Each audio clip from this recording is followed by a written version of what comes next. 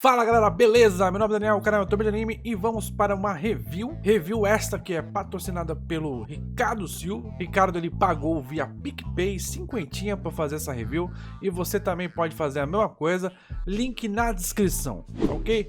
Knight's Magic é um anime Isekai com um subtema aí de mecha, então Isekai com mecha, aí fica legal, né? Eu vou falar tintim por tintim, mas só depois da vinheta de você deixar seu like, se inscrever no canal e apertar o sininho para receber novas notificações.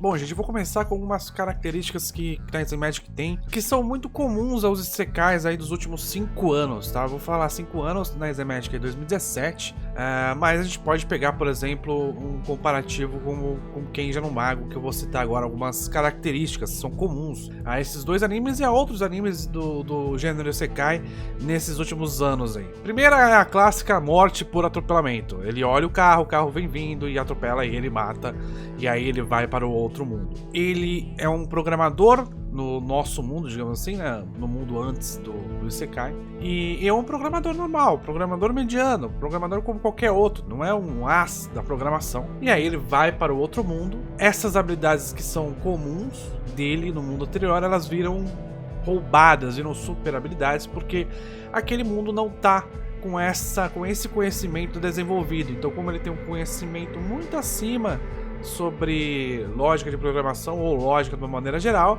isso acaba auxiliando ele. Então isso é uma outra característica. Por exemplo, quem já no Mago é o conhecimento dele sobre química e física que ajuda ele a fazer magia. Neste caso é o conhecimento de programação. Então vejam que são conhecimentos comuns, mas que esses conhecimentos não estão desenvolvidos nessa sociedade e fazem ele ter aí alguma vantagem. Outra coisa são os gostos pessoais. No caso dele é o gosto por mecha. Ele é fã de mecha, ele gosta de mecha, ele gosta de monstrão, de robô. Neste mundo tem lá os mechas que já foram desenvolvidos, mas que ele consegue desenvolver mais por causa das habilidades dele, que nesse mundo são superiores, enfim.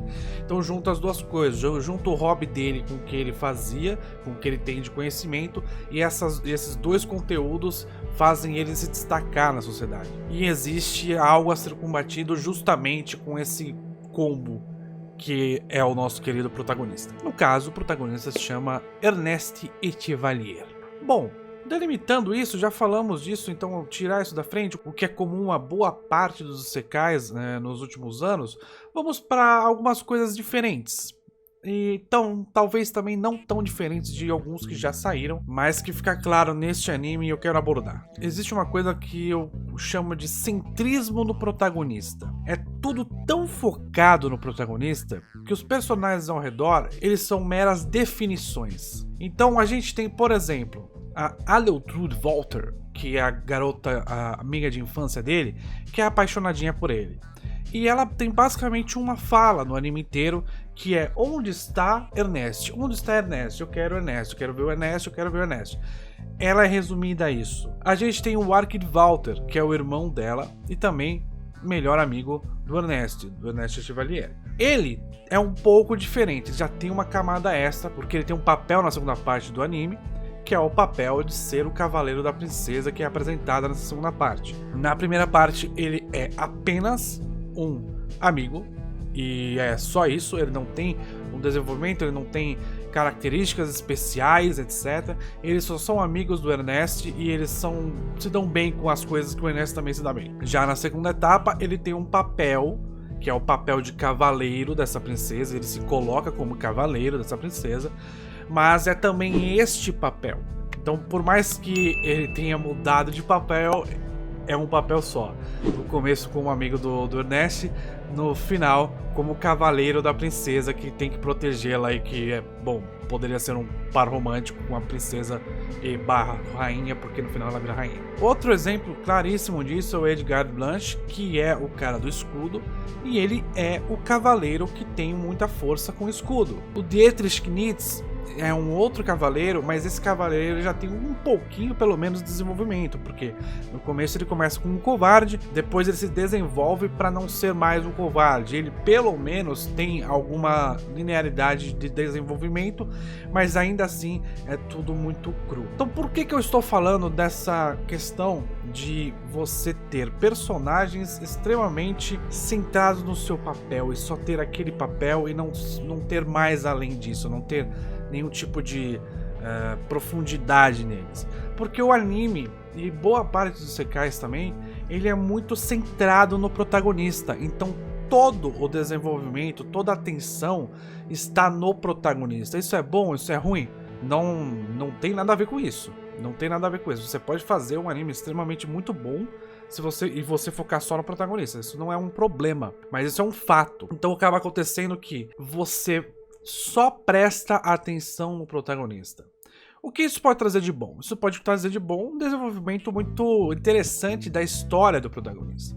Mas ao mesmo tempo isso pode trazer de ruim uma sensação de superficialidade no mundo, uma sensação de que aquilo tudo não tem peso, não tem razão, não tem consequência. E também acaba tirando valor também dos antagonistas. Você tem um antagonista que é realmente o antagonista do anime, que é o responsável pela tecnologia do país, digamos, rival. Ele é um antagonista de fato, ele tem características que o Ernest tem, só que de um outro ponto de vista, né? Então a gente não tem um desenvolvimento dele, mas ele tem um foco, a gente consegue desgostar ou gostar dele e esperar coisas dele, porque ele é um personagem. Talvez seja o personagem mais próximo de um personagem de fato, além do protagonista, né? Porque, como eu disse, os outros são bem caricatos. Então, pegando o gancho da questão do desenvolvimento, porque, como eu falei, você centralizar as ações no protagonista, elas meio que tendem a favorecer o desenvolvimento deste, né? E isso acontece nos 6 primeiros episódios, que é a primeira parte do anime. Na primeira parte do anime, o foco é muito grande em matar monstrão, matar bichão, e a conclusão é o Ernest acabar tendo conhecimento da tecnologia dos elfos, né? E ele poder utilizar isso a favor da construção dos mechas. Então, esta primeira parte ela é muito bem desenvolvida e ela tem um pacing muito interessante. Você consegue interpretar e você consegue entender todas as etapas do crescimento do Ernest durante esses 6 primeiros episódios. Você tem ele errando, ele acertando, você tem ele crescendo, ele tendo situações onde ele tem que tomar atitudes e decisões, e essas decisões elas têm impacto no mundo ao redor. Então esse pacing, esse andamento dos 6 primeiros episódios, eles também favorecem o desenvolvimento do personagem que está sendo centralizado. Um dos efeitos desse pacing devagar, ele é até identificável na narradora. A narradora nessa primeira parte, ela é completamente inútil. Ela só repete o que a gente já está vendo na tela. Completamente oposto da segunda parte, porque na segunda parte o pacing acelera bastante, fica até, na minha opinião, rushado. Então na segunda parte ela é extremamente útil, porque ela preenche algumas lacunas de tempo. Você tem uma aceleração do tempo muito grande. Ele conhece o neto do rei agora é filho do rei, porque o filho do rei vira rei. Muita coisa acontece e é muito acelerado, então ela precisa e ela dá as informações para preencher essas lacunas. Então o que acontece? O que acontece com esse anime a gente tem um desenvolvimento muito bom do Ernest nos 6 primeiros episódios. Depois desses episódios começa a entrar nesse segundo arco. Esse segundo arco, que é da guerra, ele não tem mais desenvolvimento propriamente dito do Ernest, porque o foco vira outro. O foco não é mais no desenvolvimento do Ernest. O foco é falar sobre tecnologia.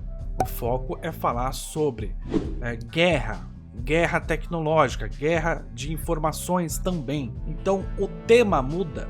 E porque o tema muda, as funções narrativas também elas se alteram. Então você tem a função narrativa da narradora completamente diferente da primeira parte para a segunda. E você tem a função narrativa do protagonista também completamente diferente da primeira parte para a segunda. Então existe uma clara mudança de tom e temática, inclusive. Para mim, o pacing da primeira parte é um pacing ideal, baseado nessa questão do centrismo, da centralização no protagonista. O segundo é um pacing rushado, para mim muito rápido, inclusive porque o tema mudou e não dá tempo de você mostrar tudo que você quer mostrar. Acaba acontecendo uma coisa que é você passar literalmente tempo entre uma ação e outra muito rápido. Então, a invasão de em 6 episódios tem início da guerra, tem a princesa do país que o príncipe do país do Ernest aprendeu a lutar e ficou muito tempo lá, por isso que agora meio que eles vão defender se esse país está sendo invadido.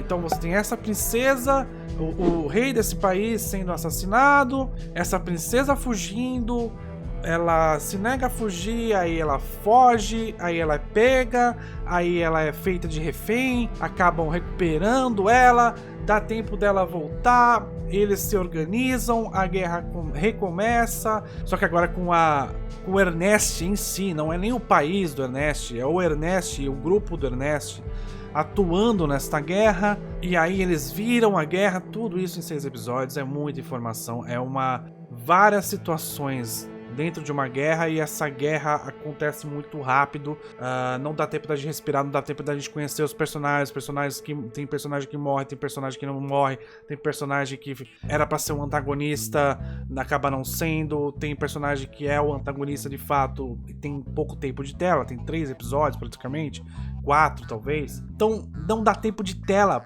para o outro lado que a gente não conhecia. Esse lado que tá invadindo, mesmo o país da princesa que vira rainha, a gente não conhece.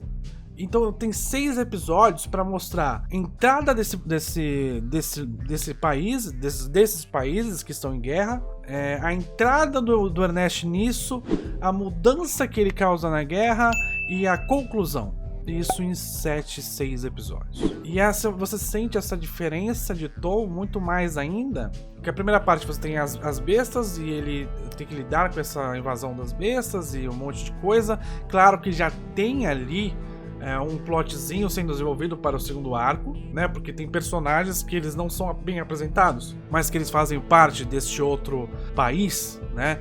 E a tecnologia desenvolvida pelo Ernest acaba sendo utilizada por esse outro país para fazer as invasões, etc. Então você tem uma conexão entre os arcos, mas eles são bem divididos entre PvE e PvP. Outra coisa que você percebe nessa mudança de arco, o país em que ele se desenvolveu, ele acaba ficando em segundo plano. Fica mais as relações que ele teve, né, com as pessoas e que acabaram se juntando no grupo dele, que o grupo na verdade é um comando, porque ele é um comandante, né? Fica muito mais focado nisso do que no país. A gente não fica sabendo muito bem o que está acontecendo no país que ele se desenvolveu. A gente fica mais atento ao que está acontecendo nesses outros 2 países que acabaram roubando a tecnologia que ele mesmo desenvolveu e utilizando disso a favor deles.